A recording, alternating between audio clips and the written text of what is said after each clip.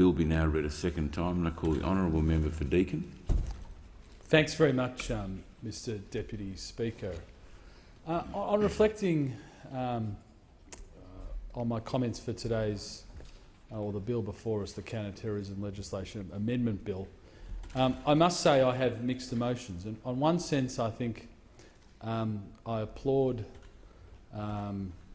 the responsible ministers, the Prime Minister, the government, and of course everybody in this House who is supporting the bill, because it does something very important. It practically helps our counter-terrorism agencies in this country, and it also sends a very strong message to those who would do us harm that we have the resolve to do what we need to do to protect Australian citizens. But mixed with that feeling is also a feeling of sadness that in a liberal democracy like Australia, it's incumbent upon the Parliament to continually be vigilant to the risks that, quite frankly, are homegrown in this country. So it is a mix of sadness that I rise today to speak in support of this bill. But ultimately, and in a broader sense, this bill ensures that our counter-terrorism agencies, whether they be ASIS, ASIO, our defence forces, have everything that they need to do their job in protecting the Australian public. We know that those who would do us harm live by no rules. They live by no rules, no code, no ethics and no morals whatsoever. And it is therefore always very difficult to combat an opponent who acts in the most unpredictable ways. And that's why I commend this legislation, because it ensures that our counter-terrorism agencies have the flexibility that they need to evolve with the growing threats as they evolve. So that's the practical aspect in a broad sense of how of this bill. The broader signal it sends not only our counter-terrorism agencies, the Australian public, and most importantly our enemies, is that we have the resolve, we have the spine to do whatever we need to do from stopping you hurting Australian citizens. And that is a crucially important thing to send to the enemies of our liberal democracy here in Australia. The people who would do us harm, the homegrown terrorists who unfortunately walk in our midst, they only understand one thing, and that is strength. You can't reason with them, they understand strength. And that's why I was not surprised but absolutely dismayed with the contribution by the member for Melbourne. You know, in similar terms to the lamentable comments of Senator Whish-Wilson, where he said that we shouldn't call ISIL a terrorist organisation, shouldn't call them a death cult. You know, we should sit around and open fire and sing Kumbaya and see if we can just work out our differences. Well, that was really what I was getting through the comments, or echoing through the comments from the member for Melbourne. So I'm very disappointed that only 149 members of this House will support the bill. I think 149 is a fantastic outcome, but I was dismayed that we have somebody that sits in this parliament and criticised this bill in the way that he did. But ignoring that lamentable contribution by the member for Melbourne, I'd just say again, the message we are sending our counter-terrorism agencies is that we will do whatever we have to do to allow you to protect us, and that is a very, very strong message. As we all know, this year has surprised many of us when we thought we probably couldn't be surprised anymore.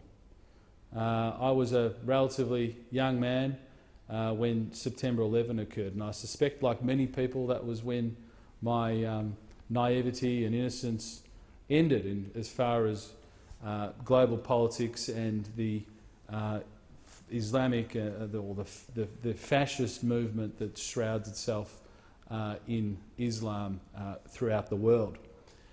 But we have been surprised.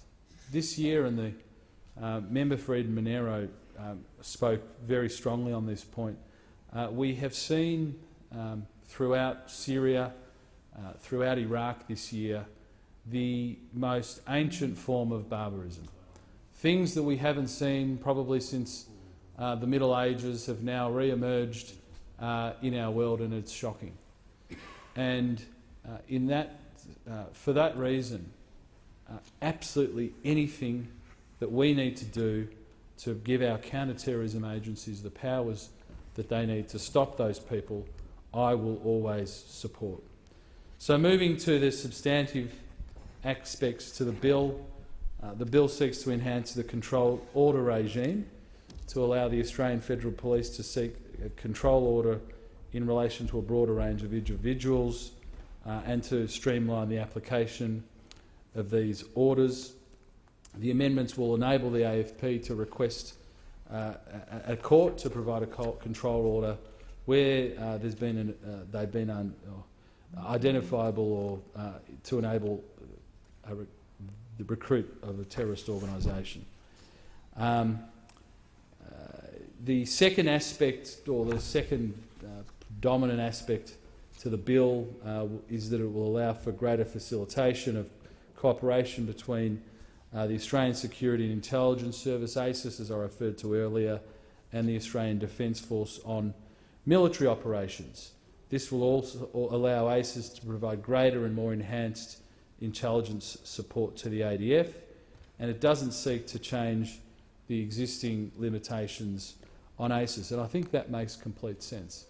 Given we have made a contribution to the efforts in the Middle East as far as certainly training Iraqi soldiers, we should not have any barriers between our agencies.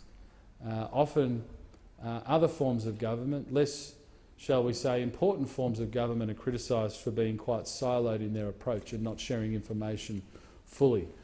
Well, there's no more important area than our counter-terrorism agencies, that they share absolutely everything and are not trying to fight the enemy with one hand tied behind their back. So I think enabling ASIS to share information fully with the ADF is a no-brainer and an absolute step in the right direction. The bill also enhances the arrangements for the provision of emergency ministerial authorisations to security agencies to undertake necessary intelligence duties. Again, we want to make it possible for our security forces to be right 100% of the time and be able to conduct the activities necessary to ensure this. I do want to also add that the changes proposed in this bill come from the work undertaken by Dan Tehan and his joint committee. They've done an outstanding job in ensuring that we get the balance right between protecting our citizens and all of the other rights and freedoms that we hold dear. It's always a pertinent question with these forms of legislation of getting the balance right. Now, my particular brand of politics is that we should always err on the side of protecting our citizens because, as the Prime Minister rightly said, the greatest right our citizens have is to walk down the street feeling safe.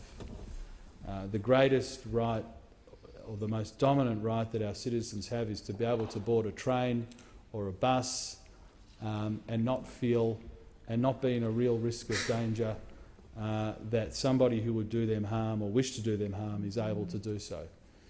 So those rights, in my view, trump some other rights, but it's still very, very important that, where possible, we balance our objectives of freedom of movement, a right to privacy,